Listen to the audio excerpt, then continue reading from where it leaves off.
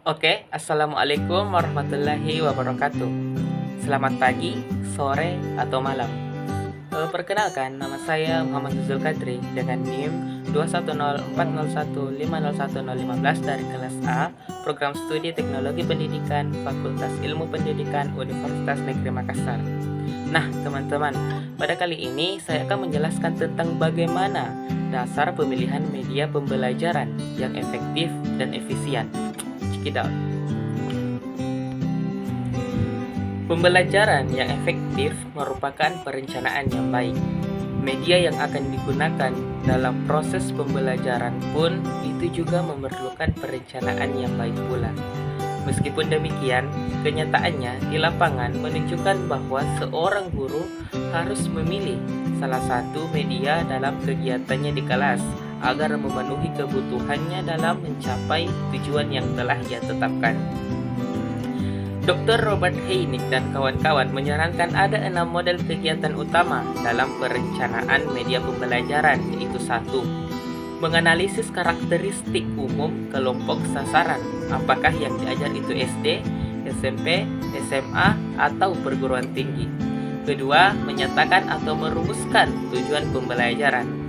Ketiga, memilih, memodifikasi, atau merancang dan mengembangkan materi dan media yang digunakan. Keempat, menggunakan materi dan media yang tepat. Kelima, meminta tanggapan dari siswa.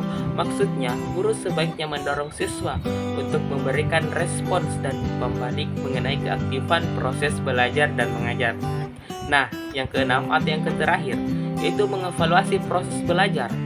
Tujuan utama evaluasi di sini adalah untuk mengetahui tingkat pencapaian siswa mengenai tujuan pembelajaran, keaktifan media, pendekatan, dan guru itu sendiri.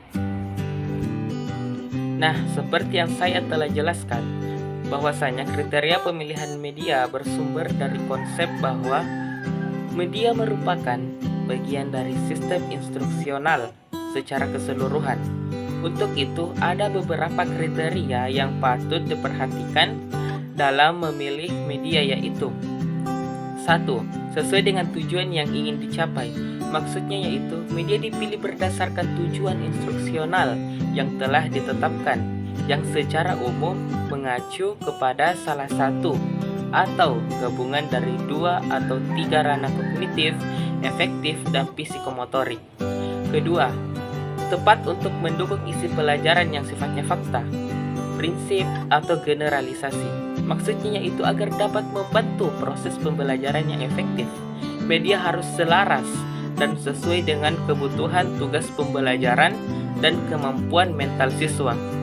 Televisi misalnya, tepat untuk mempertunjukkan proses dan transformasi yang memerlukan manipulasi ruang dan waktu. Ketiga, praktis, luas, dan bertahan.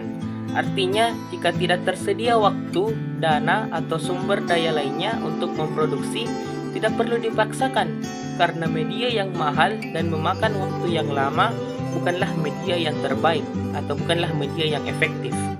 Keempat, guru terampil menggunakannya.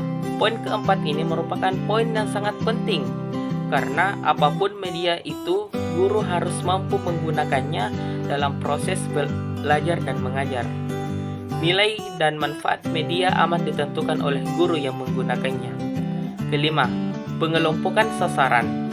Artinya media yang efektif untuk kelompok besar belum tentu sama efektifnya jika digunakan pada kelompok kecil atau perorangan.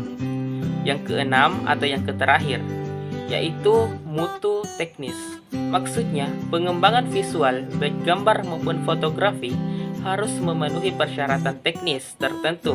Misalnya, visual pada slide harus jelas dan informasi atau pesan yang ditonjolkan tidak boleh terganggu oleh elemen lain yang berupa latar belakang dan lain sebagainya. Oke teman-teman, sampai jumpa di tugas presentasi selanjutnya.